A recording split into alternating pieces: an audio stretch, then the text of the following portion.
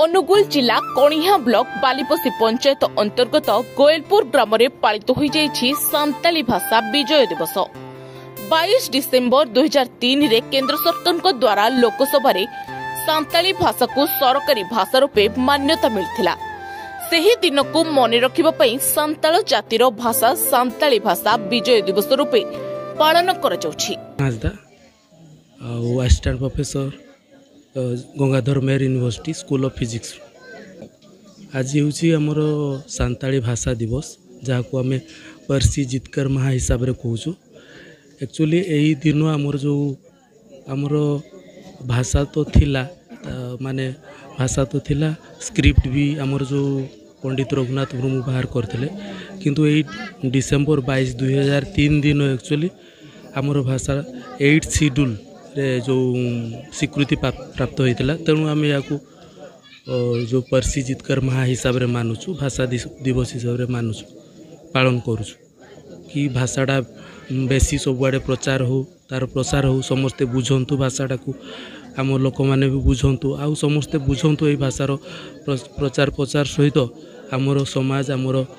सभ्यता को समस्ते बुझी पारंतु तेणु यार लक्ष्य होची आमर सेटा आउ 2025 को एक्चुअली आमर 100 ईयर हो 1925 रे स्क्रिप्ट बाहरी थिला तेणु 2025 को लक्ष्य करी समस्ते जमती सांताल भाषाटा को शिखिबे तार भी लक्ष्य रखाई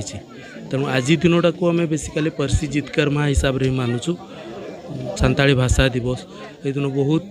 बहुत नेता मंत्री बहुत लोकंकर चेष्टा बहुत लेखक मानकर चेष्टा माने स्वीकृति प्राप्त होता 8 शेड्यूल तेणु आमको भी बहुत टिके गर्व अनुभव हुए तेणु से खुशी रे आम दिनटा को पालन करूँ। सांताली भाषार परिचय तथा लिपि एवं भाषार आवश्यकता उपरे गभीर आलोकपात करथिले। सेही उत्सव रे जेपरि समाज रे निजर परिचय बंचाइबा पई लिपि भाषा एवं संस्कृतिर बंचिबा नितांत आवश्यक ताहा उपरे निजर अभिभाषण दे समस्तंको पई शिक्षार आवश्यकता उपरे गुरुत्वताको उपलब्धि कराइथिले। एही उत्सव रे अनुगुल एवं देवगढ़ जिलार सांताल परिवार 7टी ग्रामर ग्राम मुख्य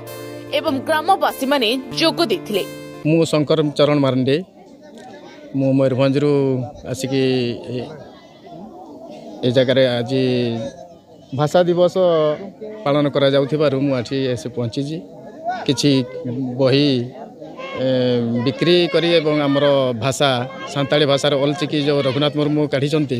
से रघुनाथ मुर्मूंकर लेखा सेटा को प्रचार प्रसार निमंते मु आज एठी पहुंची आउर आज भाषा दिवस ये पालन करा जाउची जे भाषा आज जो डेट डिसेम्बर 22 तारीख 2003 मसीह से